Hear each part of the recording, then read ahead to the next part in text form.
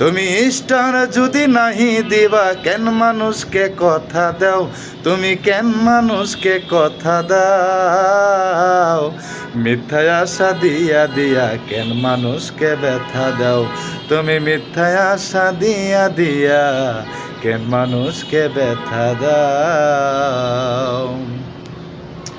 আরে প্রতিদিনই লাইফের মধ্যে এসে বলো কত কথা, 100-200 স্টার দিবে এখন কেন দাও ব্যথা, ও মন এখন কেন দাও ব্যথা। আরে এসব বন্ডামি বাদ দিয়া ভোলাম